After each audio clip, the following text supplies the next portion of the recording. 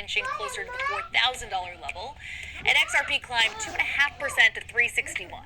Now, the day before President Trump signed the Genius Act into law, the House passed a stablecoin regulation bill by a vote of 308 to 122, following Senate approval in June.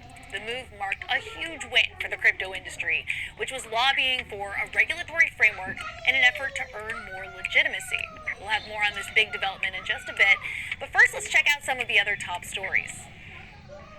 Bullish, which is the crypto exchange that counts Peter Thiel as an investor, filed for an IPO on Friday, marking the latest digital asset firm to head for the public market. The company, led by former president of the New York Stock Exchange, Tom Farley, said that it plans to trade on that exchange under the ticker symbol BLSH. Now, according to the IPO filing, as of March 31st, the firm's total trading volume since launch has exceeded $1.25 trillion. In that filing, Bullish says that its mission is partly to drive the adoption of stablecoins, digital assets, and blockchain technology. It's been a big year for new crypto offerings, highlighted by stablecoin issuer Circle's blockbuster IPO last month. Next, a new venture backed by prominent industry investors will list on the Nasdaq after going public via SPAC. The Ether Machine is a newly formed company based on the combination of the Ether Reserve and blank check company Dynamix Corporation.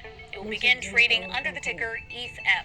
The firm is the latest in an emerging cohort of entities aiming to replicate Strategy's successful accumulation plan. But instead of accumulating Bitcoin, this entity is focused on Ether. Now, the Ether Machine plans to differentiate itself with a focus on yield generation through staking, rather than simply buying and holding Ether.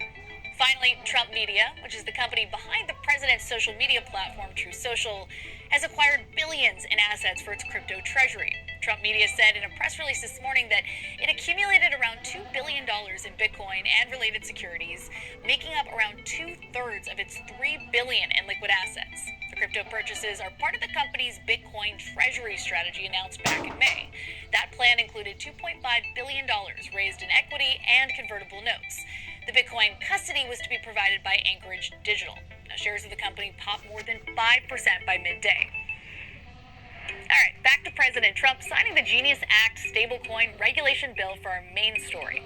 SEC Chair Paul Atkins joined CNBC Squawk Box this morning to talk about the historic milestone and if this development would change anything for the SEC in terms of how the agency regulates crypto. The Genius Act is focused on payment stablecoins, and so that's not really within the SEC's ambit of regulation, but it's really for the banking regulators, as is appropriate. But the one great thing about this is that for the first time now, the United States government has put its stamp of approval on a very key and important, potentially very important digital asset that will, I think, help to lower costs, lower risks in the market, because we can now move towards an instantaneous almost settlement of payment versus delivery for securities thanks to on-chain stablecoins. And that will help, I think, innovation and to really get our markets, to be the best in the world.